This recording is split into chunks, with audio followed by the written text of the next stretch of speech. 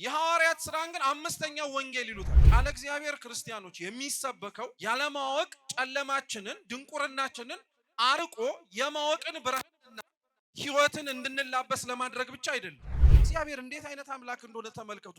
በሆነ ሰው የብዙሃን ድምጽ የሚያጸድቅ በሆነ ሰው የብዙሃን ድምጽ የሚኮንን አይደለም። በእኛ አስተሳሰብና አረዳድ ሴተኛ ዳር የሚጸድቅ እኮ አይመስልንም።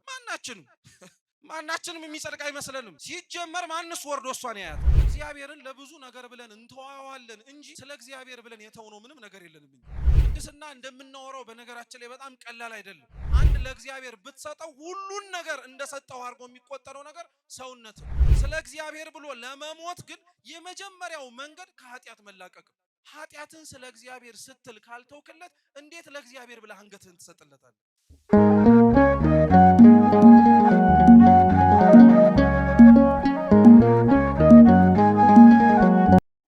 በስመ አብ ወወልድ ወመንፈስ ቅዱስ አሐዱ አምላክ አሜን። በስመ አብ ወወልድ ወመንፈስ ቅዱስ አሐዱ አምላክ አሜን። በስመ አብ ወወልድ ወመንፈስ ቅዱስ አሐዱ አምላክ አሜን። ክቡራን አበው አይንተ እግዚአብሔር ካህናት፣ አባቶች መነኮሳት፣ ወንድሞች ዲያቆናት፣ ሊቃውንተ ቤተ ክርስቲያን፣ ከሩቅም ከቅርብም የተገኛችሁ የልዑል እግዚአብሔር ቤተሰቦች፣ እመቤታችን የድንግል ማርያም የአስራት የበረከት ልጆች በወደደን ባከበረን በአምላካችን ፍጹም ሰላም እንደምን ዋላችሁ? እንደምን አመሻችሁ? አሜን። ቸርነቱን ምሕረቱን ይቅርታውን በእድሜያችን ላይ ጨምሮ በፊቱ ያሳየነውን የእምነት ማነስ የምግባር ጉድለት ሳይመለከት በይቅርታው በደጁ እንድንሰበሰብ የረዳን የፈቀደልን የአባቶቻችን አምላክ ልዑል እግዚአብሔር ስሙ የተመሰገነ ይሁን። ከሁሉ አስቀድሞ እንኳን ለዚች ለታላቂቱ ዕለት ለእናታችን ለሰማዕቷ ለቅድስት አርሴማ በዓለ ዕረፍት በሰላም በፍቅር በጤና ሁላችንም እንኳን አደረሳችሁ፣ እንኳን አደረሰን። አምላካችን ቅዱስ እግዚአብሔር ከወደዳት ካከበራት ከእናታችን ከሰማዕቷ ከቅድስት አርሴማ ረድኤት በረከት እንዲከፍለን የሃይማኖቷን ጽናት የምግባሯን ጣፋጭነት በእኛም በረድኤት በበረከት እንዲያሳድርብን የእርሱ ቅዱስ ፈቃድ ይሁንልን። እንደ እግዚአብሔር ቅዱስ ፈቃድ ባለችን ደቂቃ የሐዋርያው ቅዱስ ማቴዎስ ወንጌል ምዕራፍ 13 ከቁጥር 1 ጀምሮ ባለው ክፍለ ምንባብ መነሻነት እንማራለን። አስቀድሜ መጽሐፍ ቅዱሱን ቃል በንባብ አሰማችሁና ከዛ በኋላ ወደ ዕለቱ ትምህርታችን እንሄዳለን። አምላካችን ከሁላችን ጋር ይሁን። የማቴዎስ ወንጌል ምዕራፍ 13 ቁጥር 1 በዚያንም ቀን ኢየሱስ ከቤት ወጥቶ በባህር አጠገብ ተቀመጠ። እርሱም በታንኳ ገብቶ እስኪቀመጥ ድረስ ብዙ ሰዎች ወደ እርሱ ተሰበሰቡ። ሕዝቡም ሁሉ በወደቡ ቆመው ነበር። በምሳሌም ብዙ ነገራቸው፣ እንዲህም አላቸው፣ እነሆ ዘሪ ሊዘራ ወጣ። እርሱም ሲዘራ አንዱን በመንገድ ዳር ወደቀ፣ ወፎችም መጥተው በልቱት። ሌላውም ብዙ መሬት በሌለበት በጭንጫ ወደቀ፣ ጥልቅ መሬትም ስላልነበረው ወዲያው በቀለ። ፀሐይም በወጣ ጊዜ ጠወለገ፣ ስርም ስላልነበረው ደረቀ። ሌላውንም በእሾህ መካከል ወደቀ፣ እሾህም ወጣና አነቀው። ሌላውም በመልካም መሬት ወደቀ፣ አንዱም 100 አንዱም 60 አንዱም 30 ፍሬ ሰጠ። የሚሰማ ጆሮ ያለው ይስማ አለ። ስለ ቃሉ የአምላካችን የልዑል እግዚአብሔር ስም የተመሰገነ ይሁን። የማቴዎስ ወንጌል ምዕራፍ 13 ከቁጥር 1 እስከ 9 ተጽፎ የምናገኘው ጌታችን መድኃኒታችን ኢየሱስ ክርስቶስ የጻፈልን ያስተማረን ትምህርት ነው። በዚህ የተነበበው ወንጌል መነሻነት እንማራለን። አምላካችን ቅዱስ እግዚአብሔር የራቀውን አቅርቦ ለሁላችንም ማስተዋሉን ጥበቡን ዕውቀቱን እንዲገልጥልን የእርሱ ቅዱስ ፈቃድ ይሁንልን። ወንጌላት ተብለው የሚጠሩት የጌታችን የኢየሱስ ክርስቶስ የቃሉ ትምህርትና የሕይወቱ የአኗኗሩ ጊዜ በምድር ላይ እንዴት እንደነበረ ጽፈው የምናገኛቸው መጽሐፍቶቻችን ናቸው። ወንጌል አቻ የሆነው የቃሉ ትርጉም የምስራች ማለት ነው። ምስራችን ነው፣ ደስታ ነው ተብሎ ወንጌልም የሚጠራበት ዋነኛው ምክንያት የጌታችን የመድኃኒታችን ኢየሱስ ክርስቶስን ሰው መሆን ስለሚያስተምርና ስለሚናገር ነው። ለሰው ልጅ ሊኖር የሚችለው ተአምርና ሊሰማው የሚችለው ትልቅ የብስራት ዜና ቢኖር በሐዲስ ኪዳን የአምላክ ሰው መሆንን ነው። ከዚህ የበለጠ በዚህ ባለንበት ዘመን ወደፊትም ጭምር በምንኖርበትም እግዚአብሔር ለሰው ሊያደርግለት የሚችለው ትልቅ ነገር ሊኖር አይችልም። ምክንያቱም እግዚአብሔር ከላይ ያለው ዙፋኑን ትቶ ለኛ ብሎ ሰው ከመሆኑ በላይ ትልቅ ነገር አብሮን መብላቱ አብሮን መጠጣቱ ከምንም በላይ ደግሞ ለኛ ሲል መሞቱ መቀበሩ ከሙታን መካከል መነሳቱ ከዚህ የበለጠ ምስራች ስለሌለ ወንጌል በቤተ ክርስቲያናችን ውስጥ ምንም እንኳን መጽሐፍ ቅዱስ ሆኖ ቢቆጠርም እንደ ሌሎች በብሉይም በሐዲስ ኪዳንም እንዳሉ መጽሐፍት ማለት ነው የእግዚአብሔር ቃል ነው ብንልም ወንጌል ግን ቤተ ክርስቲያን ውስጥ የተለየ ቦታ ነው የሚሰጠው። ብሉይ ኪዳንም ሐዲስ ኪዳንም እንደምንማረውም ሆነ እንደምናውቀው አምላካችን የተናገራቸው ጻፉ ተብለው አባቶቻችን የጻፏቸው የጌታችን የልዑል እግዚአብሔር ቃል እንደሆነ እናምናለን። ወንጌል ከዛ በተለየ ግን ትልቅ ክብር ያለውና ትልቅ ቦታ የሚሰጠው ሌሎች መጽሐፍት የእግዚአብሔር ቃል እንደሆኑት እሱም መሆኑ ብቻ ሳይሆን ከፍ ብሎ ግን በተለየ መልኩ የትኩረት አቅጣጫውም ዋነኛ ጉዳዩም ስለ እግዚአብሔር ስለ ወልድ ስለ ኢየሱስ ክርስቶስ ስለ ሰው ልጅ ሲል የከፈለውን ቤዛነት ድህነት ያስተማረውን ትምህርት ቢናገር ቢጽፍ። ወንጌል በነገራችን ላይ ምንም እንኳን ስለ ጌታችን ስለ ኢየሱስ ክርስቶስ የሚናገርና የሚያስተምር መጽሐፍ ቢሆንም ራሱ ግን ጌታችን ኢየሱስ ክርስቶስ አልጻፈው። በጣም ነው የሚገርማችሁ ክርስቲያኖች፣ መጽሐፍ ቅዱስ እንደው ላስተዋለው ሰው ጸሐፊያኑ ሰዎች ናቸው፣ የሚያጽፋቸው መንፈስ የእግዚአብሔር ነው።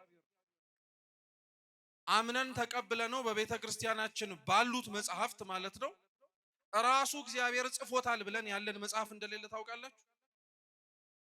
ታውቃላችሁ? አሁን ለምሳሌ ወንጌላቱ ስለ እግዚአብሔር የሚያወሩ በክርስቶስ ደቀ መዛሙርት የተጻፉ ናቸው እንጂ ወንጌሉ ተጽፎ ለነሱ የተሰጠ ራሱ ጌታችን ኢየሱስ ክርስቶስ ብዕር ይዞ ብራና አስዳምጦ ራሱ የራሱን ታሪክ እየጻፈ እንዲህ ብዬ አስተምሬ ነበረ፣ እንዲህ ብዬ ተናግሬ ነበረ፣ እንዲህ ብዬ ኖሬ ነበረ ብሎ አይደለም ወንጌል የደረሰው። ወንጌል ክርስቶስ ኖሮት አብረውት ሲኖሩ የነበሩት ደቀ መዛሙርቱን የጻፉት።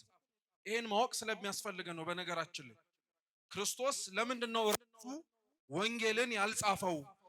ተነቦ የምናገኘውን ቅዱስ ወንጌል እጃችን ላይ ያለውን ማለት ነው ለምንድነው አምላካችን በደቀ መዛሙርቱ እንዲጻፍ ያፈለገበት ምክንያት ብለን መጠየቅ አለብን። ወንጌል ከክርስቶስ እርገት በኋላ ነው የተጻፈው። ጌታችን የድህነት ስራውን ጨርሶ ካረገ በኋላ ደቀ መዛሙርቱ የጌታችን የኢየሱስ ክርስቶስን የኖረውን ኑሮ በምድር ላይ ጽፈው እንኩ ብለው ለኛ ለልጆቻቸው በጊዜውም ለነበሩት ለክርስቲያኖች ሰጥተው እና ለምንድነው ክርስቶስ ያንን ደቀ መዛሙርቱን ያጻፈውን መጽሐፍ እሱ ራሱ የማይጽፈው ብለን ብንጠይቅ መጽሐፍ አቅቶት አይደለም።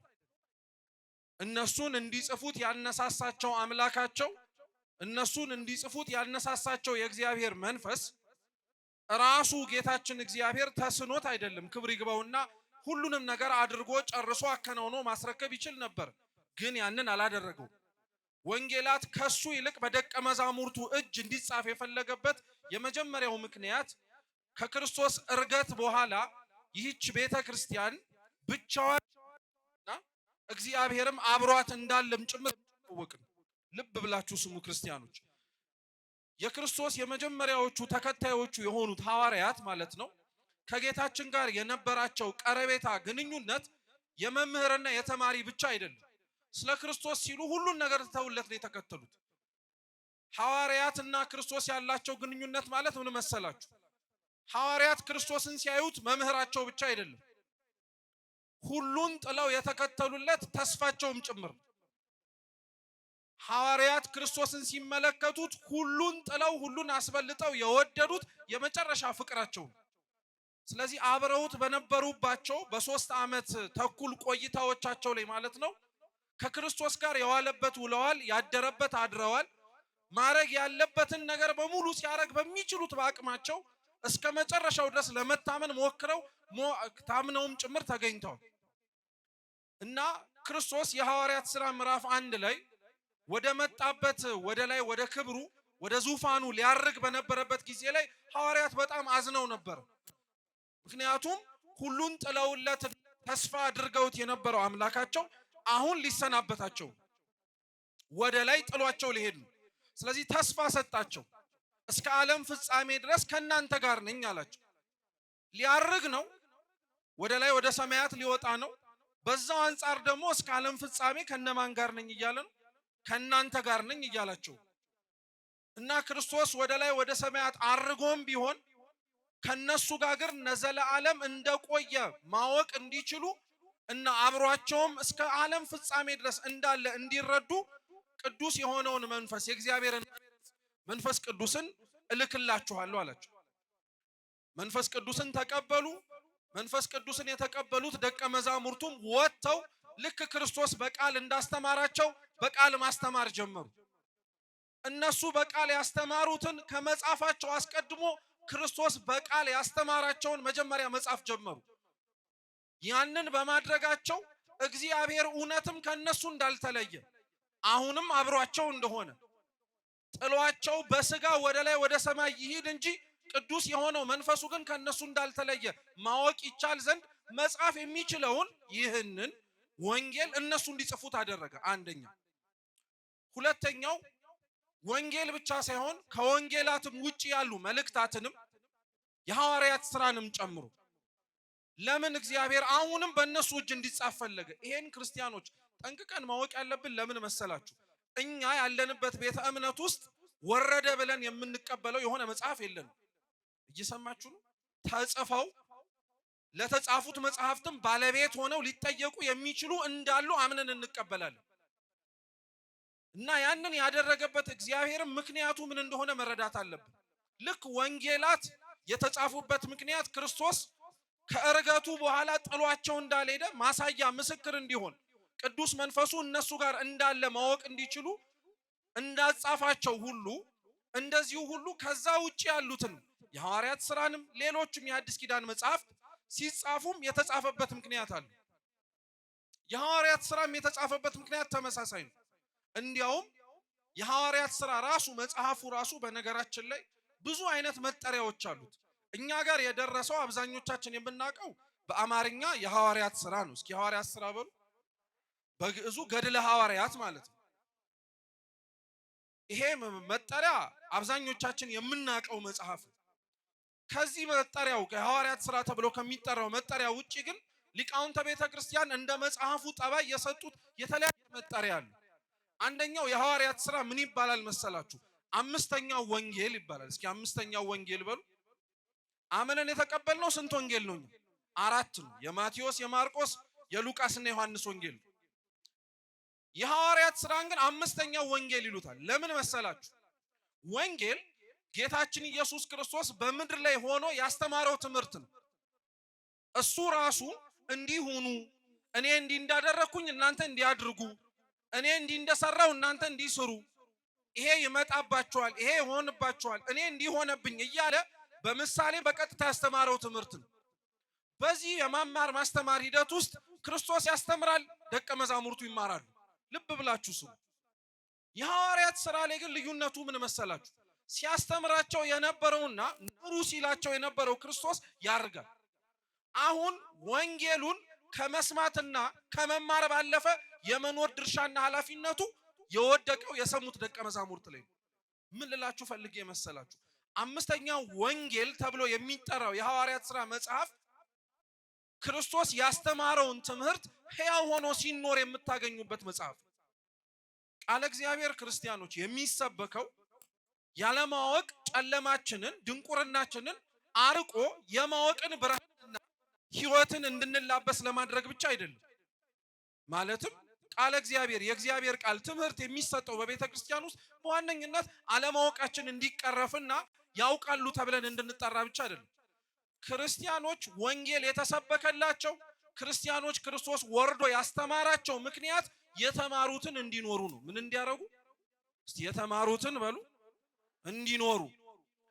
ወንጌል የተማርከውን መኖር ነው እንጂ እንደተሰበከ አምነህ ብቻ መቀመጥ አይደለም። የሐዋርያት ሥራ የተሰበከው ወንጌል እውነትም እንደሚኖር ማሳያ ነው። ይሄ ብቻ አይደለም። አምስተኛው ወንጌል ብቻ ሳይሆን እንዲያውም ቅዱስ ዮሐንስ አፈወርቅ ደግሞ የሐዋርያት ሥራን ምን ብሎ ይጠራዋል መሰላችሁ? የተሰቀለላትን ኢየሱስ ክርስቶስን የሰበከችው የደስተኛይቱ ቤተ ክርስቲያን ወንጌል ነው ይላል።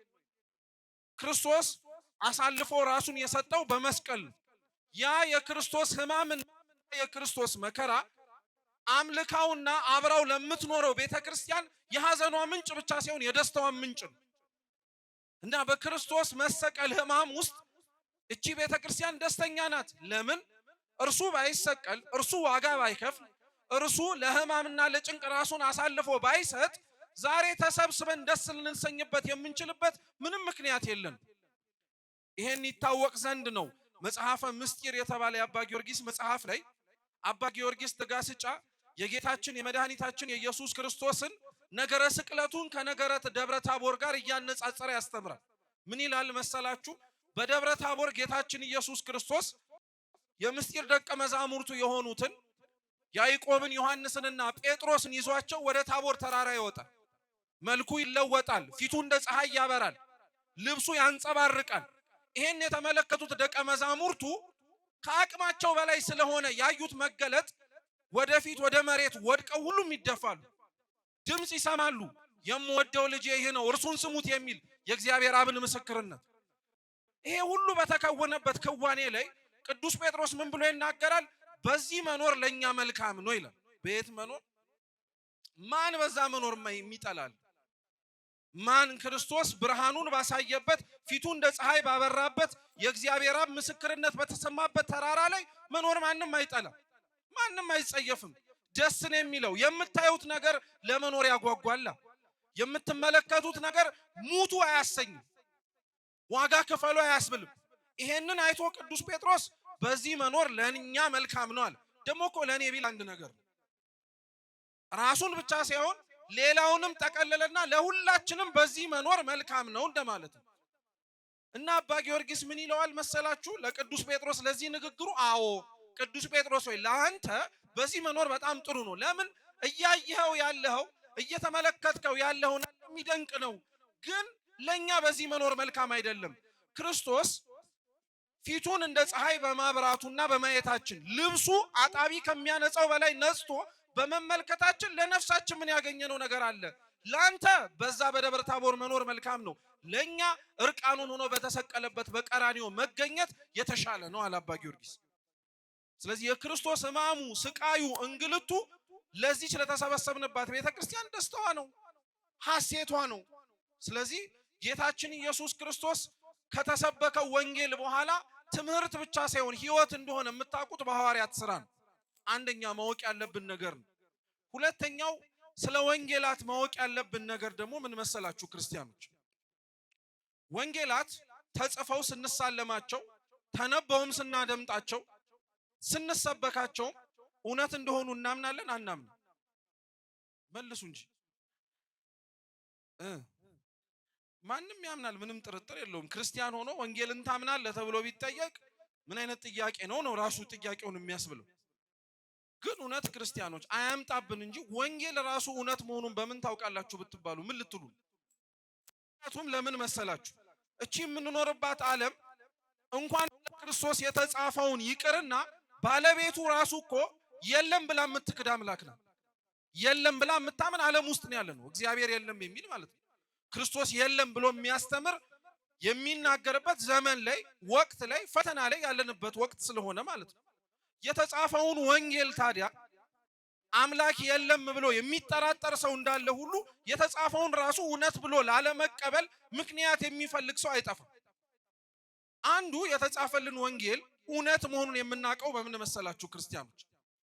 ደቀ መዛሙርቱ የክርስቶስን ታሪክ ሲጽፉ በወንጌላቱ ወንጌሉን ታሪኩን ብቻ አልጻፉ። ለምሳሌ የሉቃስ ወንጌል ምዕራፍ 1ን ገልጣችሁ ቤት ብታነቡት ለተወደደውና ለተከበረው መልእክቱ ለተጻፈለት ወንጌሉ ለደረሰው ሰው ያንን ከተጻፈ በኋላ ቅዱስ ሉቃስ የሚገርማችሁ ያ ታሪክ በተፈጸመበት ጊዜ ላይ ነገስታት የነበሩትን ሰዎች ስማቸውን ይጽፋል። አግስጦስ ቄሳር በነገሰበት በዚህኛው ዓመት እንትን በሆነበት በዚህኛው ዓመት ለምን አስፈለገ? እና አግስጦስ ቄሳርን እንንተናን ነገስታቱን ከሚጽፍልን እንዲሁ ጊዜ ተርፎት የጻፈው ከሆነ ይሄንን መረጃ ስለ ክርስቶስ የተሻለ ነገር ቢነግረን አይሻል? ደቀ መዛሙርቱ ግን ልብ ብላችሁ አድምጡ ክርስቲያኖች፣ ይሄንን ቅድመ የክርስቶስን ታሪክ ከመጀመራቸው በፊት የነገስታቱን ስም የጻፉት አንድ ሰው ተነስቶ ወንጌልን አላምንም ቢል የተጻፈውን ማለት ነው፣ ስለ ክርስቶስ ሕልውና መኖርም እጠራጠራለሁ ቢል የኛን መረጃ ስለ ክርስቶስ ተጽፎ የምታገኘውን ማመን ከከበደህ በጊዜው የነበሩት የነገስታቱን ዜና መዋዕል አንብብ። እነሱ ላይ ተጽፎም የምትጠራጠር ግን ከሆነ ችግሩ አንተ ጋር ነው ለማለት ነው። እየገባችሁ ነው የምላችሁ? አንደኛው ወንጌል እውነት መሆኑን የምናውቀው በዛ ነው። ከክርስቶስ ታሪክ ውጪ በጊዜው የነበሩትን ሰዎች ይናገራል። የነሱ ታሪክ ላይ ሄደ ፈልገ ብታስሰው ክርስቶስን ታገኘዋለህ። እንደ አምላክነቱ ተጽፎ ላታገኘው ትችላለህ። ስለመኖሩ ግን እርግጠኛ ማስረጃ ታገኛለህ። አንድ ሁለተኛ ስለ ክርስቶስ የተጻፈልን ወንጌል እውነት እንደሆነ የምናውቀው ሁለተኛው ምክንያታችን ደግሞ ምን መሰላችሁ? ስለ ክርስቶስ ምስክርነት የሰጡት የሚያምኑት የሚወዱት የተከተሉት ደቀ መዛሙርቱ ብቻ አይደለም። ስለ ሕልውናው ብዙዎች አምነዋል ስለ ክርስቶስ መኖሩ። አንዳንድ ሰዎች ምን መሰላችሁ? ክርስቶስ በመሬት ላይ ኖሮ ስለተናገረው ነገር ስላስተማረው ትምህርት ጥርጣሬ አድሮባቸው ይሄ እርሱ ያልተናገረው ነው፣ ይሄ እናንተ የጨመራችሁት ነው፣ ወይ ጌታ ሳይጽፈውና ሳይናገረው አለ ብላችሁ ያጨመራችሁት ነው ተብሎ ሊነገር ይችላል። ልብ ብላችሁ ስሙ አደራችሁ። እንደዛ ሲባል የሚለውም ሰው ምክንያት አለው፣ እኛም ደግሞ አይደለም ብለን ለምንመልሰው የራሳችን የሆነ ምክንያት አለ። እናሳ ጌታችን ኢየሱስ ክርስቶስ ታሪኩ ተጽፎልን የምናገኘው ወንጌል እውነት እንዲሆን የሚያስችለን የመጀመሪያው ምክንያት እንዳልኳችሁ ነው። ከሱ ውጪ የነገስታቱ ባለታሪኮች ሆነው በዛ መጽሐፍ ላይ የተጠቀሱት ሰዎች የተዘረዘሩት ማንነቶቻቸው ወይንም ደግሞ የግለሰቦቹን ስም ነገስታቱን ብትፈልጉ የነሱ ዜና መዋዕሎች ላይ እሱ መኖር አለ። አንድ ብላችሁ ያዙ። ሁለተኛው እያልኳችሁ ያለውት ስለ ክርስቶስ የተጻፈውን ወንጌል አንዳንዶች የሚጠራጠሩት እሱ ራሱ ስላልጻፈው። እሱ ራሱ ቢጽፈው እናምን ነበረ፣ ደቀ መዛሙርቱ ከጻፉት ግን እንዴት ብለን እናምናለን ብሎ የሚጠይቅ ሰው አለ። እንደው ለጠቅላላ ዕውቀታችሁ ጥያቄ ልጠይቃችሁ፣ እንደቀድሙ እግዚአብሔር ይመስገን እንዳላችሁት መልሱ። እየሰማችሁኝ ነው? ሶቅራጥስ የሚባል ፈላስፋ የሚያውቅ ሰው አለ? በስም ነው የምላችሁ፣ ግለሰቡን አይደለም። ግን ሶቅራጥስ ሲባል ሰምታችኋል? ጥሩ። ፕሌቶ ሲባል ሰምታችኋል? በጣም የሚገርም ነገር ልንገራችሁ። ሶቅራጥስና ፕሌቶ በዓለም ላይ የሚታወቁ በጣም ትላልቅ ፈላስፎች ናቸው። በጣም ትላልቅ ፈላስፎች ስለመኖራቸው ብቻ አይደለም፣ ታሪካቸው በጣም ገኖ የሚታወቁ ሰዎች ናቸው። ሶቅራጥስ አንድም መጽሐፍ እንዳልጻፈ ታውቃላችሁ በህይወቱ? ሶቅራጥስ የተናገረውን ፕሌቶ ነው የጻፈለት። ፕሌቶ ሲጽፍ ግን ሶቅራጥስ የተናገረውን እሱ ያለውን ዘግቦ ሲሰጥ ማንም ሰው ሶቅራጥስ ስላልጻፈው ይህንን መጽሐፍ ስለሱ መኖር እንጠራጠራለን አይል። ታዲያ እንዴት ነው ወንጌል ጋር ሲመጣ እሱ ካልጻፈው በቀር ስለ ሕልውናው እንጠራጠራለን የሚለው? አንድ ሰው ከሆነማ ማንነታቸው ሳይታወቁ መኖራቸው እያለ ነገር ግን ሳይጽፉት ሌሎች ደቀ መዛሙርቶቻቸው የጻፉላቸውን ወይም ሌሎች ተማሪዎቻቸው የጻፉላቸውን ታሪክ አንብበን ነበሩ ብለን አምነናል። ነገስታት በጊዜያቸው ሲኖሩ የራሱን ታሪክ የጻፈ ማን አለ? ዜና መዋዕል ጸሐፊያን ናቸው እንጂ የሚጽፉላቸው።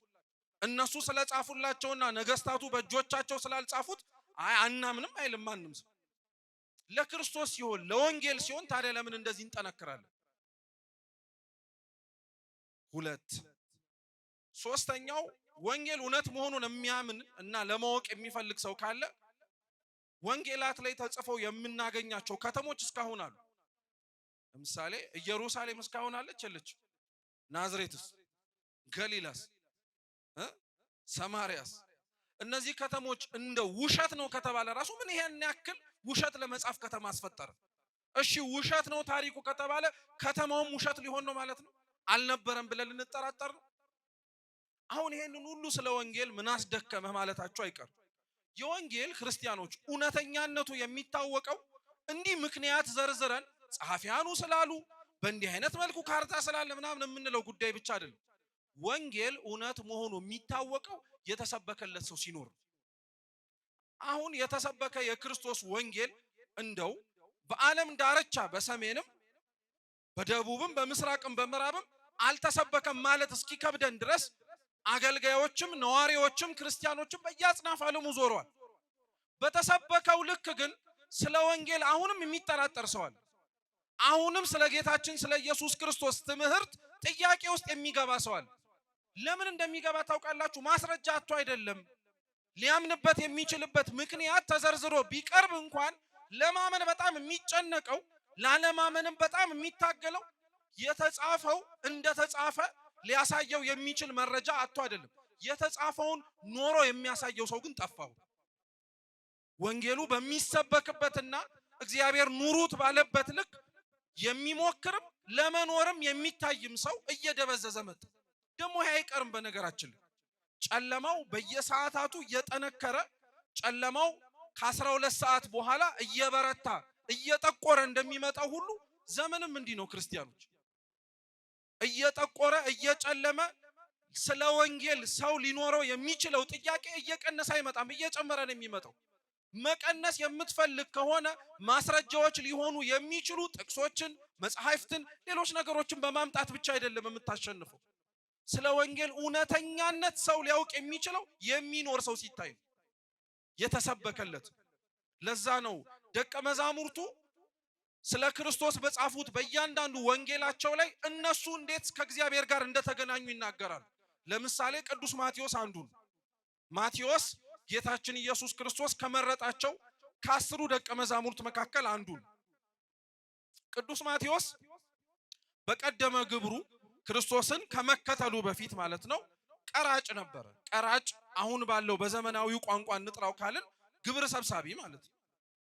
ለመንግስት ግብር እየሰበሰበ የሚቀርጥ የሚሰበስብ የሚሰጥ ሰው ነው። ማቴዎስ ስራው ሙያው ከብዙ ሰዎች ጋር ያገናኘዋል። ልብ ብላችሁ ስሙ። ሲጀመር ቀራጮች የሚባሉ ሰዎች የጥንት ከተሞች አጥራቸውን፣ ቅጥራቸውን፣ ድንበራቸውን ለማስከበር ሲሉ ትላልቅ ግንቦች ይገነባሉ። ጠላት እንዳያጠቃቸው ማለት ነው። ኢየሩሳሌም እስካሁን ድረስ የቆየ ግንብ አላት። ጠላቶች እንዳይገቡባት እሷም ድንበሯን እንድታውቅ የሚያረጋት እና ቀራጮች በሩ ላይ ነው የሚቀመጡት። ለምን? የሚወጣውንም የሚገባውንም ሰው ቀረጥ ለመሰብሰብ ማለት ነው። ማቴዎስ በር ላይ ነው የሚቀመጠው። ስንት ሰው ያያል፣ ስንት ሰው የሚመለከተዋል፣ እሱንም ጭምር። እና ጌታችን ኢየሱስ ክርስቶስ ደቀ መዛሙርቱን ለመሰብሰብ ከ40 ቀን ጾምና ጸሎት በኋላ ሲወጣ የተለያዩ ሰዎችን የጠሩ በሙያቸው እውነት ለመናገር አሁን ላይ ስትመለከቷቸው እውነትም እንኳን ተመረጡ ያስብላሉ እንጂ 12ቱን ደቀ መዛሙርት በተመረጡበት ጊዜ ላይ ብትኖሩ እናንተ እነሱን ራሱ ትጠራጠራቸዋላችሁ። ምክንያቱም አመራረጡን የክርስቶስን ስታዩት ግራም ያጋባል። እናንተ መረጃ ለማድረስ እናንተ ተስፋ ያረጋችሁትን ትልቅ ነገር ለማሳካት በተቻለ አቅም ሰው ሲሆን ምርጥ የሆነውን ብርቱ የሆነውን የጠነከረና የበረታውን ብቻ ሳይሆን ጽኑ የሆነውንም ሰው ጭምር ነው የሚመርጥ። ሰው ከሆነ እግዚአብሔር የመረጣቸውን ደቀ መዛሙርት እስኪ ተመልከቷቸው። አብዛኞቹ ችግር አለባቸው። ወይ ጽናት እንኳን ሊጸኑ ቀርቶ በነጋ በጠባ እንኳን ስለ እምነታቸው መወላወል ራሱ ክርስቶስ ይገስጻቸው ነበር። ተው እያለ ማለት ነው። በጣም ብዙ ችግር ነበረባቸው ለሚያያቸው ሰው ማለት ነው። እና ክርስቶስ ግን መርጦ ሲጠራቸው ህዝቡ ያየውን ችግር እነሱ ላይ አላየም። ልብ ብላችሁ ስሙ። ህዝቡ የተመለከተባቸውን ነቀፌታ አይቶ ላይመርጣቸው ይችል ነበር። እግዚአብሔር እንዴት አይነት አምላክ እንደሆነ ተመልከቱት። በሆነ ሰው የብዙሃን ድምጽ የሚያጸድቅ፣ በሆነ ሰው የብዙሃን ድምጽ የሚኮንን አይደለም። አይገርማችሁ? በጣም እኮ ነው የሚደንቀው። ደቀ መዛሙርቱን ለማስመረጥ ኮሚቴ ተቋቁሞ ክርስቶስን የሚከተሉትን እንምረጥ ቢባል ሲጀመር ለነሱ ድምጽ የሚሰጥ ሰው ይኖር ይሆን? አሁን ማቴዎስን ማን ይመርጠዋል? ቀራጭ እኮ ነው። ናትናኤልን ማን ይመርጠዋል? ምሁረ ኦሪት እኮ ነው። ክርስቶስን መከተል ችግር እንደሆነ የሚያምን ሰው እኮ ነው። እነ ጴጥሮስን፣ እነ እንድርያስን፣ እነ ዮሐንስ እና ያዕቆብን ማን ይመርጣቸዋል? አሳ አጥማጆች እኮ ናቸው። ድሆች ያልተማሩ ማለት ነው። እነ ታዲዮስን ማን ይመርጣቸዋል? ማንም አይመርጣቸውም ነበር። ስለዚህ ክርስቶስ ድምጽ ሳይሰበስብ ማንን ልምረጥ ብሎ ማንንም ሳያማክር እሱ ራሱ እየዞረ በእግሩ ማስታወቂያ ራሱ እኮ አልለጠፈም። ኑ ተከተሉኝ የሚል ጥሪ ለሌላ ሰው አላስተላለፈም። ራሱ እየሄደ በእግር ይጠራቸው ነበር። እና ማቴዎስ ሊጠራው ክርስቶስ ሲሄድ ቀረጥ እየሰበሰበ ነው። ላይጠራበት የሚችል ምክንያት አለው። ቀራጮች የሙያ ዘርፍ ብቻ አይደለም ክርስቲያኖች። ቀራጭነት በጊዜው በነበረው ሁኔታ ብታዩት ኃጢአተኛ ማለት ነው። ራሱ ክርስቶስ ራሱ ይሄንን ሙያቸውን እንደ ሙያ ብቻ ሳይሆን እንደ ኃጢአትም የሚቆጥርባቸው ማህበረሰብ ውስጥ እንዳለ ያውቀው ነበር። ዛሬም በነገራችን ላይ ሙያቸውን እንደ ሙያ የማንቆጥርላቸው ሰዎች አሉ። ምን ይሄ ሙያ ነው የምንለው? አንዳንዴ ደግሞ ሙያውን ከኃጢአት ጋር የምናያይዘው ቶሎ ብለን እየሰማችሁ ነው። ሙያቸውን ቀጥታ ከኃጢአት ጋር የምናያይዘው ሰዎች አሉ። በነገራችን ላይ እንደነዚህ አይነት ሰዎች ራሱ ወደ እግዚአብሔር እንዳይቀርቡ እኛ ራሳችን መሰናክል እንደሆነን ታውቃላችሁ። የሥራ ዘርፋቸውን ነቅሰን አውጥተን እነዚህ ሰዎችማ ኃጢአት ነው ልንል የምንችላቸው ሰዎች አሉ። ለምሳሌ እንደው ለቃል አጠቃቀሙ በጣም ይቅርታ፣ በእኛ አስተሳሰብና አረዳድ ሴተኛ ዳር የሚጸድቅ እኮ አይመስልንም። ማናችንም የሚጸድቅ አይመስለንም። ሲጀመር ማንስ ወርዶ እሷን ያያታል? ስናያት ራሱ እኮ ተሰብከን ክርስቶስን እንድናዳምጠው የታደልን ክርስቲያኖች እንደምንሆነው ሄደን እንኳን ምን ሆነሽ ነው ማለት አንፈልግም። በአይምሮአችን ወስነናል እሷማ አትጸድቅም ብለን። ማን ፈረጃ አረገ? እግዚአብሔር እኮ እንደነዚህ አይነቱንም አንስቶ ታሪክ መለወጥ ይችላል። እንዴት አወቅ የምትሉ ከሆነ እነ ቅድስት አትናስያ ለዚህ ምስክር ናቸው። ትላንትና በቅድስና በንጽህና ትተዳደር የነበረ ነገር ግን ሀብተ ፍቅር ወይ የንዋይ ፍቅር አሳስቷት የዲያብሎስ አጽቅ ነድፏት በቃ ከአቅሟ በላይ ሆኖባት በጣም ቅድስት የሆነችው ቅድስት አትናስያ ዘማዊ ነበረች። ሰውነቷን እየሸጠች የምትኖር የትላንትና ጽድቋን ያውቁ የነበሩ በቤቷ ይተዳደሩ የነበሩ አበው መነኮሳት በገዳም ውስጥ ስለሷ እየሰሙ ደነገጡ። በጣም አዘኑ፣ ከልክ በላይ ሆኖባቸው ማለት ነው። እና በሷ እንደዚህ መሆን በጣም ስለተጨነቁና ስለተረበሹ አባ ዮሐንስ አፂር የሚባል አንድ አባት ላኩላት። ይሰማችኋል? አባ ዮሐንስ አፂር የሚባል አንድ አባት ተላከላት። ምን እንዲያደርግ ቢችል ሰብኮ እንዲመልሳት ነው። በነገራችን ቢችል የሚቻል ከሆነ ሰብኮ እንዲመልሳት ነው። እና ሰብኮ እንዲመልሳት ይህ አባ ዮሐንስ አፂር ወደ ሴተኛ ዳሪቱ ቤት ገባ። ገንዘብ ይዞ ነው የምላችሁ፣ ልብ ብላችሁ ስሙ። ገባ፣ ገንዘብ ያዘ፣ ወረፋውን ጠበቀ። ማንን የምትፈልገው ሲባል ቅድስት አትናስያን እንዳይል የምን ቅድስና ነው አሁን እሷን ነው የምፈልገው አትናስያን አለ። ገባ። እሷ ማን ይሁን ምን ይሁን አታውቅም፣ ምክንያቱም የተለመደ ነገር ስለሆነ ማለት ነው። እንዳ አስገቧትና አስገባችውና አልጋው ላይ ተቀመጠ። ቁጭ አለ። ስቅስቅ ብሎ ማልቀስ ጀመረ። እና ገብቶ ሴተኛ ዳሪ ቤት የሚያለቅስ ብቸኛ ሰው እሱ ሆነባትና ምን ሆነ ነው የምታለቅሰው አለች። ያው ፈርቶ ከሆነ ብላ አዲስ ነገር ሆኖብህ ከሆነ አይዞ ከዛሬ በኋላ አዲስ አይሆንብህም እንደማለት እና ስትለው በጣም ስቅስቅ ብሎ አባ ዮሐንስ አፂር እያለቀሰ እየተመለከታት እንዲህ እኮ አልነበርሽም ማለት እንዲህ አልነበርሽም። ትላንትና እንዴት አይነት ሰው እንደነበርሽ እናውቃለን። ትላንትና እንዴት እንደነበርሽ ጠንቅቀን ተረድተናል። እና በጣም ነው የሚያሳዝነው። ዛሬ ስጋሽን ማስደሰትሽን አይተሽ ነገ ልትገቢበት የምትችይውን እሳት አታውቂውም እያለ አለቀሰ። እና አትናስያ ልቧ ተሰበረ። የእውነት ማልቀስ ጀመረች አብራ። እና ምን ላርግ አለችው። በዛሬውኑ ምሽት ያለሽን ነገር በሙሉ ተይውና እኔ ወደ መጣውበት ይዤሽ እወጣለሁ፣ ሴቶች ገዳም አስገባሻለሁ አላት። እዛው ንስሐ ሰጥቷት ሌሊቱን ሳያድሩ አብረው ተነስተው ወጡ። መንገድ ላይ ሲሄዱ የመሸባቸው ስለነበረ መኝታ ያዙና ማለትም ጫካ ውስጥ ማለት ነው። እሱም በራሱ እሷም በራሷ ተኛች። ሌሊት ላይ አባ ዮሐንስ አፂር ሲነሳ አትናስያ ሞታለች። እንደው ካልጠፋ ጊዜ ለንስሐ ስትሮጥ ነው የሞተችው፣ ለመመለስ ስትመጣ ማለት ነው። እና በጣም አዘነ። እዛው ቀበራት። ሲመለስ አባ ዮሐንስ አፂር እያለቀሰ ለመጣበት ገዳም ተናገረ። አርፋለች ቅድስት አትናስያ አሉት። እና በጣም አዘኑ። የገዳሙ አበመኔቶች ግን የሚገርማችሁ ትላንትና አንተ ካደርክበት ቦታ ላይ ከምድር እስከ ሰማይ መሰላል ወጥቶ መላእክት ሲወጡ ሲወርዱ ተመልክተናል አሉት። እና ምንድነው ለኔ ነው ሲል አይደለም፣ ወደ እግዚአብሔር ልትመለስ የሞከረችውን አትናስያን ገና ስትወጣ ከዛች ከሴተኛ ዳሪ ቤቷ እግዚአብሔር ምሕረት አድርጎላት ነፍሷን ይቅር ብሏታል አሉ። እየሰማችሁ አሁን ማን እንደዛ ለዛ ነፍስ የሚደክም ሰው አለ? እዚህ ነው ጥያቄ። አይተን በስራቸው ስራ ብንለው ማለት ነው አይተን ባሉበት የህይወታቸው የመተዳደሪያ መንገድ እኛ መኮንን ነው ግብራችን። ሊጸድቁ አይችሉም በእኛ። ደቀ መዛሙርቱም እንደዛ ናቸውና ማቴዎስን አየው ክርስቶስ ሲገባ ሲያልፍ ማለት ነው። እና ማቴዎስን ተከተለኛል። እና ማቴዎስ የሚገርማችሁ ተከተለኝ ሲለው ዝርዝር ሀተታዎችን አልጠየቅም። አሁን እኔ ይሄንን ስብከት ማለት ነው አሁን እስካሁን የተማራችሁትን ትቼ በስመ አብ ወልድ መንፈስ ቅዱስ እንደምን አደራችሁ ብዬ ደህና እግዚአብሔር ይመስገን ብላችሁ ተከተሉኝ ብላችሁ ምንድን የምትሉት? ወዴት? ለምን? ማነህ አንተ? እውነት እኮ ነው። ደግሞ ጥያቄውም ተገቢ ነው። ምክንያቱም ክርስቶስ ማቴዎስን ተከተለኝ ሲለው ወዴትም ለምንም አላለው። ምክንያቱም ጆሮ የሰጠውና ና አብረኸኝ ብሎ የሚጠራው ሰው አልነበረም። በጣም ሰው የራባቸው ሰዎች አሉ ክርስቲያኖች፣ በጣም ሰው የተጠሙ እኛ መካከል እንኳን የተገኙ እና ማቴዎስን እንዲህ ሲለው አብሮት ሄደ። እዛው የቁም ተስካሩን የምሳ ግብዣ አድርጎ ቤቱን እንደከፈተ ጥሎት ሄደ። ማቴዎስ የዛን ጊዜ ላይ የወሰነው ውሳኔ ዛሬ ማቴዎስ ብለን እንድናከብረው አድርጎ ነው። ሁሉን ስለ እግዚአብሔር ስለተወ እግዚአብሔር የተወውን ነገር በሙሉ መልሶ ሰጠ። በነገራችን ላይ እኛ በህይወታችን በጣም የከበደን ነገር ይሄ ነው ክርስቲያኖች። እግዚአብሔርን ለብዙ ነገር ብለን እንተዋዋለን እንጂ ስለ እግዚአብሔር ብለን የተውነው ምንም ነገር የለንም እኛ። ቅዱሳን ግን ስለ እግዚአብሔር ብለው ሁሉን ተውለት። እግዚአብሔር የተዉትን ዓለም መልሶ ሰጣቸው። ሁሉንም ነገር ሀብት ንብረቱንም ሰጣቸው። ሁሉንም ነገር አከናወነላቸው።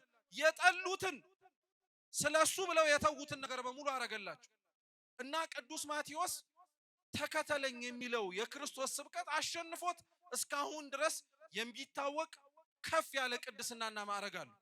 ክርስቲያኖች ዛሬ ክርስቶስ ተከተለኝ ብሎ ለማቴዎስ እንደሰበከው እኛን ከተከተለኝ የሚል ስብከት ብቻ ሳይሆን ስንቱን ሰባኪ እያለዋወጠ ሰበከ። ስንቱን ዘማሪ እያመጣ እኮ ልባችን መሰበር እንዲችል ስለሱ ብለን ትተነው መከተል የምንችለው ነገር እንዳለ ማወቅ እንድንችል አደረገን እኮ። አብዛኞቻችን ግን አሁንም ሌላ ዘመን እንጠብቃለን። አሁንም ሌላ ነገር እንዲመጣ እንናፍቃለን። እና ጌታችን ኢየሱስ ክርስቶስን ጥሎ መከተል ስለ ጌታችን ስለ ኢየሱስ ክርስቶስ ላያስተወው የሚችል ምክንያቶች እንዳሉ ሁሉ የተሻለ ሊተውለት የሚችል ምክንያት እንዳለ ማወቅ ጀመረ። ክርስቲያን ማለት ይሄ ነው። በነገራችን ላይ ልብ ብላችሁ ስሙ። መኖር ማንም የሚጠላ የለም። መኖር ማንም የሚጠላ የለም። ሁላችንም መኖር እንፈልጋለን። የተሻለ ነገር እንዲኖረን መመኘት እንናፍቃለን፣ እንመኛለንም ጭምር። ክርስቲያን ግን ማለት ምን መሰላችሁ ክርስቲያኖች? ክርስቲያን ማለት ሊኖርለት የሚችል ምክንያት ቢኖረው ሊሞትለት የሚችልበት የተሻለ ምክንያት እንዳለው የሚያውቅ። ሰማዕታት ማለት እነዚህ ናቸው። ሊኖሩለት የሚችሉት እኮ ምክንያት አይጠፋቸው። ሕይወታቸው እንዲቀጥል ሊያደርጉበት የሚችሉበት በቂ ምክንያት በደንብ ነው ያላቸው። ግን ሊሞቱለት ሕይወታቸውን ሊሰጡለት የሚችሉበት የተሻለ ምክንያት እንዳለ አመኑ። ይሄ ክርስትና የገባውና ክርስቲያን ማለት ምን እንደሆነ የተገነዘበው ሰው ነው። በቤተ ክርስቲያናችን ውስጥም ክርስቲያን የሚለውን ስምም ጭምር የሚሸከም እና ቅዱስ ማቴዎስ ስለ ክርስቶስ ሁሉን ጥሎ መከተል፣ ስለ ክርስቶስ ሁሉን ብሎ ትቶ መሄድን ስለሚያውቅ ጌታችን ልዑል እግዚአብሔር ሁሉን ትተን መከተል እንድንችል እንዴት እንደሚደክም እኛ ባነበብነው ወንጌል ላይ ያስተማር። መቼም የዘሪውን ምሳሌ የማያውቀው ሰው የለም። ዘሪው ክርስቶስ እንደሆነ የሚዘራው ዘር ቃለ እግዚአብሔር እንደሆነ ማናችንም ተደጋጋሚ የሰማነው ስብከት ነው። ክርስቶስ የዘራበት መሬት የኛ ልቦና እንደሆነ እናውቀዋለን። አንዱን በመንገድ ላይ ዘራው ተባለ። እንኳን ለመስማት ይቅርና ሊዘራበት እንኳን የማይመች ልብ ያለን ሰዎች አሉ። ተውት፣ ማብቀል አንድ ነገር ነው። ለመዘራት የማይመች ልብ ያለው ሰው አለ። አንዱን ዘሩን ደግሞ ጭንጫ መሬት ላይ ዘራዋል፣ ፀሐይ ሲወጣ የደረቀበት ማለት ነው። አንዱን እሾህ መሬት ላይ ዘራው፣ አንዱን መልካም መሬት ላይ ዘራው። እኔ የምላችሁ ግን ክርስቲያኖች ይሄ ገበሬ መሬት ላይ ዘርቶት ትርፍ የሚያወጣለትን 30 60 100 የሚለቅምበትን መሬት ሳያውቀው ቀርቶ ነው ሌሎቹ መሬቶችም ላይ ጭምር የሚዘራው። እኔና እናንተ እንደው የእርሻ ሙያ እንኳን ባይኖረን ትርፍ ልታገኙበት የምትችሉበት ቦታ ላይ ነው እንጂ የሚደከመው ምንም ነገር ልታገኙበት የማትችሉበት ነገር ላይ ማንም ሰው ጉልበቱን አያባክንም። እያባከነም ከሆነ ሲነቃ ያቆመዋል። እግዚአብሔር ግን አይገርማችሁ መልካም መሬት ላይ ዘርቶ ፍሬ የሚያገኝበት ቦታ የቱ እንደሆነ እያወቀ ፍሬ የማይገኝባቸው ቦታዎች ላይ እንኳን ዘሩን ይዘራል። እግዚአብሔር ማለት ይሄ ነው። ልባችን ምን አይነት እንደሆነ ጠንቅቆ ያውቀዋል። የአንዳንዶቻችን አስፋልት ነው እንዳልኳችሁ ነው። ዘር ከማባከን ባለፈ ተበቅሎ ወይንም ደግሞ መልካም የሆነ ነገር ሊገኝበት የማይችል ነው። ቢሆንም ይዘራል። ዛሬ አንተ ልብ አስፋልት ሊሆን ይችላል፣ ነገ ማን ያውቃል? የጭንጫ መሬትም እኮ ሊሆን ይችላል። ከአስፋልት ጭንጫ ይሻላል ቢያንስ እንኳን። አዕዋፈ ሰማይ መጥተው አልለቀሙትማ፣ ፀሐይን ያደረቅ ፀሐይ መሬትም ላይ ይዘራል። ለምን? ማን ያውቃል? ነገ ጭንጫ እንደሆንክ እኮ እሾህ አንቆ የሚያስቀረው መሬት ልትሆን ትችላል። ይሻላል ፀሐይ መጥቶት ከሚያደርቀው እሾህ አንቆት ቢያንስ እሾህ ሲመነጠርለት ከፍ የሚል መሬት ይሻላል። እሾህ ሆኖም የሚዘራብህ ማን ያውቃል? ቢያንስ ነገ ምን ልትሆን ስለምችል ነው። ልብ መልካም መሬት ሊሆን ይችላል ብሎ ነው እግዚአብሔር በቃሉ እንዲህ ያክል የታገሰን ከኛ ፍሬ ስለሚፈልግ ነው። እግዚአብሔር በእያንዳንዱ ስብከቱ በእኛ ልብ ውስጥ ሊዘራው የሚፈልገው ነገር ይሄንን ነው ክርስቲያኖች። እና ይሄ ያልገባን፣ ይሄ ያልተረዳን፣ ይሄንንም ደግሞ ወደ ውስጣችን ያላስገባን ሰዎች ሁሌም ቃለ እግዚአብሔር ከትምህርትነት ባለፈ ሌላ ነገር ሊሆን የማይችል ይመስለናል። ለዛ ነው ጌታችን መድኃኒታችን ኢየሱስ ክርስቶስ ዘር ተዘርቶባቸው ዘሩ ደግሞ ፍሬያማ የሆነባቸውን ቅዱሳኑን ሲያከብራቸው እናያለን። ቅድስና እንደምናወራው በነገራችን ላይ በጣም ቀላል አይደለም። እንደው በሆነ ግን አይደለም። ቅድስና ዋጋ ይጠይቃል። ቅድስና እምቢ ማለትን ይጠይቃል። ቅድስና መተው ይፈልጋል። ተመልከቱ ክርስቲያኖች፣ ከክርስቶስ ጋር ማን ነው ተጣብቆ ሁሉንም ነገር ሲል ሳይተውለት እንደወደደ የተራመደ የለም። ሁሉም ስለ እግዚአብሔር የተወው ነገር ነበር። ሁሉም ደቀ መዛሙርቱ አለኝ የሚሏቸውን ነገር ትተዋል። እነሱ ራሳቸው በአንደበታቸው ሲናገሩም ሰምተናል። ሁሉን ጥለን ተከተልን፣ ምን ታረግልናለህ ብለው ክርስቶስን ጠይቀውታል። እኛ እንደዛ የምንልበት አፍ ይኖረን ይሆን? ሁሉን ጥልዬ ተከተልኩ። ለጸሎታችን እኮ እንላለን። አንዳንዶቻችን ትንሽ ሲመረን በጣም ከአቅማችን በላይ ስንፈተን እንለዋለን። ምን ነው አምላኬ እንዲፈተንከኝ ምን በደልኩ እንላለን። እስኪ ምን በደልኩ በሉ። ምን ያልበደልከው ነገር አለ? የእውነት እኮ ነው ብላችሁ አታውቁም? አምላኬ ምን በደልኩ፣ ምን ያልበደልከኝ ነገር አለ ቢልስ፣ ምን ያላጠፋው ጥፋት አለ? ምን እንዳይሆንብህ የሆነብህ ነገር በሙሉ ምን ምክንያት አለ ማለት እኮ ይችላል። ዝም ምንም አይልም። እኛ ልብ እንድንገዛ፣ እኛ ወደ ራሳችን ተመልሰን አይተን እንድንስተካከል ሁሉም የአቅሙን ትቶለታል እግዚአብሔር። እስኪ የአቅሙን በሉ። የአቅሙን ትቶለታል። ጴጥሮስ እና ወንድሞቹ፣ ዮሐንስ እና ወንድሙ የተወለት የአቅሙን ነው። ያለችው መረብ ናት፣ ታንኳ ናት፣ ተወለት። እግዚአብሔር ያለህን እንድትተወለት ነው የሚፈልገው። ዛሬ እንኳን ዓመታዊ ክብረ በዓሏን የምናከብርላት ቅድስት አርሴማ ያላትን የተወችለት ምኑን? ሰውነቷን። ምንም ባይኖርህ ለእግዚአብሔር ራስህን መተው ትችላለህ። አታበላሸው ራስህን። እውነቴን እንምልህ፣ አታስጨንቀው። ከልክ በላይ መዋል የሌለበት ቦታ ላይ፣ መገኘት የሌለበት ቦታ ላይ አታስቀምጠው። ምንም ለእግዚአብሔር ልትሰጠው የምችለው ነገር ኖሮ በቃ በጣም ከተጨነቅ አንድ ለእግዚአብሔር ብትሰጠው ሁሉን ነገር እንደሰጠው አድርጎ የሚቆጠረው ነገር ሰውነትን። ሰማዕታት ምንም ሊሰጡት የሚችሉት ነገር አልነበረም። ሀብታቸውን ተውለት፣ ንብረታቸውን ተውለት፣ የተቀመጡበትን ከፍ ያሉበትንም ዙፋን ዝቅ ብለው ተገኙለት። ይሄ ሁሉ በቂ አልነበረም። እግዚአብሔር ፍቅሩ እንዲህ ያደርጋችኋል ክርስቲያኖች። የእውነት ተሰብከን የእውነት የሰማነው ቃል እግዚአብሔር ፍሬ ሲያፈራ እናንተ ለእግዚአብሔር የምትጠይቁት ሲሆን እኛ ተመልሰን እግዚአብሔርን ምን ላርግልህ ማለት እንጀምራለን። በጣም ሰው ሲወድ በጣም ከአቅሙ በላይ በሰው ፍቅር ሲጨነቅ እኮ አንድ ሰው ምን ልሁንልህ ምን ላርግልህ የሚለው ሰማዕታት ማለት እንዲህ ናቸው። ምን ላርግልህ፣ ሀብቱን ንብረቱን ሁሉን ነገር ተውኩልህ፣ ይሄ ግን በቂ አይደለም፣ እኔን ውሰደኝ ይላሉ። መከራ ባለበት ጭንቅ ባለበት ቦታቸው ላይ እንኳን ባይኖር ስለ ክርስቶስ ሲሉ ዋጋ ለመክፈል ይሰደዳሉ። ስለ ክርስቶስ ሲሉ የሆነ ነገር ለማግኘት ሰውነታቸውን የተቀደሰ ነገር ለማድረግ ይሞክራሉ። ደግሞ እግዚአብሔር የሚገርማችሁ ከምንሰጠው ምንም አይነት ስጦታ ይልቅ ስለሱ ሲል ዋጋ የከፈለ ሰውነትን ይወዳል። በምን እናውቃለን መሰላችሁ? በረከታቸው ትድረሰንና አቡነ ኪሮስ የሚባሉ ጻድቅ ታውቃላችሁ? በረከታቸው ለሁላችን ትድረሰን። አቡነ ኪሮስ የሚገርማችሁ አንድ ታሪካቸው ላይ ምን አይነት ታሪክ አለ መሰላችሁ? ገድላቸው ላይ የሚያርፉበት ጊዜ ደረሰ። ይህችን ዓለም ተሰናብተው ወደ ዘላለማዊው ዓለም የሚሄዱበት ማለት ነው። እና ቅዱስ ገብርኤል ነው ወደ እሳቸው ወርዶ አቡነ ኪሮስን ይናገራቸዋል። ወዳጄ ሆይ የደከምከው ድካም፣ ጾም፣ ጸሎት፣ ስግደት፣ ምጽዋት ሁሉ ተሰምቶልሃል። አሁን ወደ እግዚአብሔር የምትሄድበት ሰዓት ደርሷል አሉ። እና ሁሌም እንምላችሁ እመቤቴን ስሰማው ራሱ ይደንቀኛል። እኔ ደግሜም ሳነበውም ጭምር አቡነ ኪሮስ ምን አሉት? ከዚህ ለክርስቶስ ሲል መከራ ከተቀበለው ሰውነቴ በላይ የት ልትወስደኝ ትችላለህ? በጣም እኮ የሚደንቅ ነገር ነው። ለእግዚአብሔር ዋጋ የከፈለ ሰውነት ለካ ልንገባበት ከታጨንበት ቦታም ንጽጽር ላይ ሊቀርብ የሚችል ነገር አለው ማለት ነው። የተሻለ ቦታ ትወስደኛለህ አለ እና ቅዱስ ገብርኤል ደንቆት ወደ ተላከበት ወደ አምላኩ ሄዶ ተናገረ። አልመጣም እያለ ነው አለ። አልመጣም እያለ ነው። ና ስለው አልመጣም። ይሄ ሰውነቴ ስለ ክርስቶስ ሲል ዋጋ ከፍሏል። ገነቱ ይሄ ነው አለ። አይሆንም። ከገነት እጽዋት መካከል አንዱን ቀጥፋ አሸትተዋል። እና አቡነ ኪሮስ ወደ እግዚአብሔር የሄዱት ጣዕመ መንግስተ ሰማያትን ሊያስታውሳቸው የሚችል የገነት እጽዋትን ሽታ ሲያሸቱ ከጣዕሙ ብዛት የተነሳ ሳያውቁት ነፍስ ከስጋቸው ተለየባቸው። አየህ፣ ለክርስቶስ ብለህ የከፈልከው ዋጋ ማህተም ጠባሳ ያለበት ሰውነት በጣም ክብር አለው ማለት ነው። ዛሬ ቅድስት አርሴማን እኮ የምናከብራት ስለ ክርስቶስ ብላ የከፈለችው ዋጋ ጠባሳ አለ የሚታይ ማለት ነው።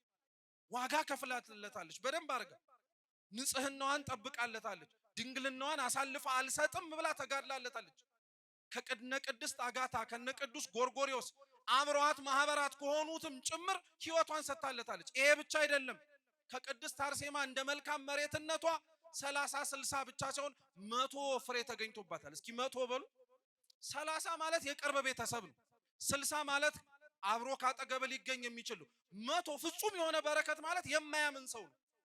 ቅድስት አርሴማ እንኳን በሷ የጽድቅ ስራ አብረዋት ያሉትን ወይ በቅርብ ርቀት ዜና ገድሏን የሰሟትን ብቻ ሳይሆን ታውቃላችሁ፣ ያሰቃያትን ድርጣድስን ራሱ እኮ ሰማዕት እንዲሆን አድርገዋለች። ድርጣድስን የገደላትን ያሰቃያትን ያስጨነቃትን ከሱ 100 ፍሬ እንዲገኝበት ምክንያት ሆናለች።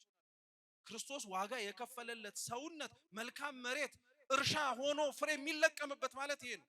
እንደው ዘመነ ጽጌ ነው ታውቃላችሁ። ይሄ ሰሞን ይሄ ወቅት ዘመኑ ፍሬ የሚታይበት የተዘራው እሸት በሙሉ ደርሶ አብቦ ከፍ ብሎ የሚታይበት ነው። እውነቴን እንደምላችሁ ክርስቲያኖች፣ በዘመነ ጽጌ የእመቤታችንን ማህሌት ስንቆም ካህናተ ቤተ ክርስቲያን ይዘውት የሚያሸበሽቡበትን እንቡጥ ሆኖ የሚፈካውን ያንን ጽጌረዳ ስትመለከቱት ያ ጽጌረዳ ደርሶ ተቀጥፎ ለማህሌት መስዋዕት ለመሆን ደርሷል። እኛ መቼ ነው ለእግዚአብሔር ተቀጥፈን መልካም መዓዛ ሽታ ያለው ፍሬ ሆነን የምንቀርብለት? እንዲሁ ዝም ብለን እየኖርን እንዲሁ ዝም ብለን እየወጣን እየተመላለስን በጣም ነው የሚያሳዝነው። ሞልቶ ታርፎ የሰራነውን ጽድቅ የጨረስን እኮ ነው የሚመስለው አኗኗራችን። በጣም ነው የምንገርመው። በቃ ጽድቁን ጨርሰን መልካም የሆነውን ገድል ተጋልደን ይሄም ደግሞ እኮ አይደለም አክሊል እንደሚጠብቀን ነው አርፈን እጅግራችንን አጣጥፈን ቁጭ ያልነው። እንዴት ነው ጎበዝ? በጣም እኮ ክፉ ነው ይሄ። መች ጨረስን? መች ሮጥን? መች ስለ ክርስቶስ ብለን ዋጋ የከፈልለት ነገር አለ? እኛ ስለ ክርስቶስ ሰማዕት ለመሆን ምኞት ብቻ ያደርሳችሁን ክርስቲያኖች። ስለ እግዚአብሔር እሞትለታለሁ የሚል ንግግር ምኞት ብቻ ሰማዕት አያስኮንም። እውነት ለመናገር ሰማዕት መሆን መጀመሪያ የሚጀምረው እየሰማችሁ ነው፣ ስለ እግዚአብሔር ብሎ ለመሞት መጨረሻው ነው። ስለ እግዚአብሔር ብሎ ለመሞት ግን የመጀመሪያው መንገድ ከኃጢአት መላቀቅ። ኃጢአትን ስለ እግዚአብሔር ስትል ካልተውክለት እንዴት ለእግዚአብሔር ብለህ አንገትህን ትሰጥለታለህ? ኃጢአትን ለአምላክህ ብለህ ካልተውክለት እንዴት ለእግዚአብሔር ብለህ ሕይወትን ትሰጥለታለህ? የመጀመሪያ የሰማዕታት ተጋድሏቸው የነበረው ከእግዚአብሔር ሊያርቃቸው የሚችለውን ነገር በሙሉ ቆርጦ መጣል። ተመሳሳይ ነው። ተመልከቱት የዘራውን ዘር። አንዱን በአስፋልት ላይ ዘራው፣ ደረቅ በሆነ መሬት አዋፈ ሰማይ መጥተው ምን አደረጉት? እየሰማችሁ ነው? ወሰዱት አይደል እንዴ? አንስተው በሙሉ ወሰዱት። ሁለተኛውንም እንደዚሁ ያልተመቸ መሬት ነበር፣ ሶስተኛውም እንዲሁ። መልካም በሆነው መሬት ላይ የተዘራው ግን ፍሬ ተገኘበት። አኗኗራችን፣ አካሄዳችን፣ አገባባችን፣ አወጣጣችን ተስፋ እንደምናደርገው መሆን አለበት። ከጥቂት ዓመታት በፊት እዚሁ ደብር እንደ ቤተ ክርስቲያን ሆና ስትተከል ዋጋ የከፈሉ ሰዎች ነበሩ። እውነቴን እኮ ነው የምላችሁ፣ ዋጋ የከፈሉ ሰዎች ነበሩ። ዛሬም ድረስ ስማቸውን ጠርተን በጣም የምንደነቅባቸው። እንዲሁ ዝም ብለህ ጠዋት ተነስተህ እኮ ሰማዕት አትሆንም። እንዲሁ ዝም ብለህ ማለዳ ተነስተህ መሆን ስለፈለግህ አትሆንም። አንሆንም። ሲጀመር ሰማዕታትን ራሱ ዝም ብለው ከሚሞቱት ሰዎች ምን እንደሚለያቸው አሁን ለምሳሌ አንድ ሰው ታውቃላችሁ አይደለ? በበሽታ ታሞ ይሞታል። ካንሰር ይዞት፣ ጉንፋን ይዞት፣ እባጭ፣ ስብራት ወዘተ ተርፈ ይዞት። በዚህ ምክንያት የሞተ ሰውና ስለ እግዚአብሔር ብሎ የሞተ ሰው ምንድነው ልዩነቱ? እነዛ ሰዎች በበሽታ ሞቱ ብለን የምንናገረው፣ ሰማዕታትን ግን በሽታ ሳይሆን የገደላቸው ስለ ክርስቶስ ፍቅር ሲሉ ሞቱ ነው የምንለው። አብዛኞቻችን እኮ የኃጢአት በሽታ የገደለን ሰዎች እንበዛለን። ስለ ክርስቶስ ፍቅር ብለን ተንበርክከን ራሳችንን የሰጠነው ካለ መኖር ይልቅ ይሄን ጠንቅቀን ማወቅ አለብን። ክርስቲያኖች እባካችሁ እያንዳንዱ ስለ እግዚአብሔር ብለን የምንከፍላት ጥቂቷም ይሁን ትንሿ ነገር እግዚአብሔርን ታስደስተዋለች። ብርቱ የሆነ ተዋጊ እግዚአብሔርን ይፈልጋል። ከኃጢአት ጋር እስከ ደም ጠብታ እንድንታገል ተነግሮናል። እና የሰማዕታትን የጻድቃንን የደናግላንን ክብረ በዓላቸውን አስበን ስንገኝ እውነቴን እንደምላችሁ ክርስቲያኖች በረከታቸውን ከመለመን ከመናፈቅ ባለፈ እነሱን መስለን ለመታየትም መሞከር አለብን። ክርስቲያን ብቻ ናት ታውቃላችሁ እውነተኛ ጻድቃንን የምትወልደው ቤተክርስቲያን ብቻና ብቻ። ጥሩ ሰው አይደለም ቤተክርስቲያን የምትወልደው። እስኪ ቤተክርስቲያን በሉ እንጂ ቤተክርስቲያን የምትወልደው ጥሩ ሰው ሳይሆን ቅዱሳንን ነው። ጥሩ ሰውና ቅዱሳን ይለያያል። በነገራችን በጣም ሰፊ ልዩነት ነው ያለው። ቤተክርስቲያን እስካሁን ድረስ የምትወልደው ጥሩ ሰዎችን ብቻ አይደለም፣ ሰማዕታትን ቅዱሳንን ነው የምትወልደው። እና እውነት ለመናገር ቤተክርስቲያን ወልዳናለች ብለን ለመናገር እናታችን ናት ብለንም ለመመስከርም ጭምር ሊታይብን የሚገባ የሆነ ነገር መሆን አለበት። አኗኗራችን እንደዛ ነው መሆን ያለበት። እኛን አይተው እኛን ተመልክተው ሊያስታውሱት የሚገባ ነገር አለ። ድርጣድስ እኮ የቅድስት አርሴማን ውበቷን ሲያየው የሚማረከው እውነት በስጋዊ ውበቷ ብቻ ይመስላችኋል? ድርጣድስ አይቷት እኮ ሰውነቱን፣ አይኑን፣ ሐሳቡን ሁሉ ከሷ መንቀል የሚከብደው የስጋዊ የሆነ ውበት ስላላት ሳይሆን የእግዚአብሔር ፍቅርና ረድኤት ስለፈሰሰባት። እውነት እኛን አይተው በእግዚአብሔር ፍቅር የሚማረክ ሰው አለ? እኛን አይቶ በእግዚአብሔር ፍቅር የሚቃጠል ሰው አለ? እኛን አይቶ እግዚአብሔርን አየው ብሎ የሚያመሰግን ሰው አለ? አንድ ሊቅ ምን ይላል መሰላችሁ? ክርስቲያን መኖር ያለበት የተጻፉት ወንጌላት ባይኖሩ መልሶ ለመጻፍ በሚያስችል ቅድስና ነው። አሁን አያርገው እንጂ ሊቃውንተ ቤተክርስቲያን በቃላቸው ሸምድደው በአእምሯቸው ጓዳ ይዘውት ነው እንጂ ወንጌላቱ በቃል ባይያዙ የተጻፉት ወንጌላት አያርገውና ጠፉ ቢባል ማን መልሶ ይጽፈዋል? እንዴትስ መልሰን ልንጽፈው እንችላለን ብትሉ ደጋግ የሆኑ ክርስቲያኖችን በማየት አኗኗራችን እንደዛ ነው መሆን መቻል ያለበት። ትላንትና ስም አጠራራቸው የጠፉ ብዙ ጨካኞች አሉ። ስማቸው ተረስቷል። ዛሬ ግን ስለ እግዚአብሔር ዋጋ የከፈሉ ግን ዘመንም አይረሳቸው። ዓለም እንድታስታውሳችሁ የምትፈልጉ ከሆነ ለእግዚአብሔር ብላችሁ ሙቱለት። ስለ እግዚአብሔር የሞቱት ዓለም አልረሳቸውም። ስለ እግዚአብሔር የኖሩት ዓለም እያስታወሳቸው ይኖራል። እኛች ዓለም እንድታስታውሰን እኮ ያልደከምነው የማንደክመውም የለም። እስካሁን ደማቅ ታሪክ ጽፈን እንለፍ። አረ በስመ አብ ወወልድ ወመንፈስ ቅዱስ በጣም እኮ ነው የምንደንቀኝ። ታሪክ ስለተጻፈ ብቻ የማይዘነጋ አይደለም። ታሪክ እውነትም ሲኖር ክርስትና እውነትም ሲኖር የተሰበከው ወንጌል እኛ ላይ ታይቶ እነሱ ናቸው የሚነበቡት ሲባል እዛን ጊዜ ላይ ማንንም አይረሳል። እውነት እግዚአብሔር አምላክ የማይረሳ ሕይወትን በፊቱ እንዲሰጠን ቅዱስ ፈቃዱ ይሁንልን። የሰማነውን በልቦናችን ሰሌዳ ይጻፍልን።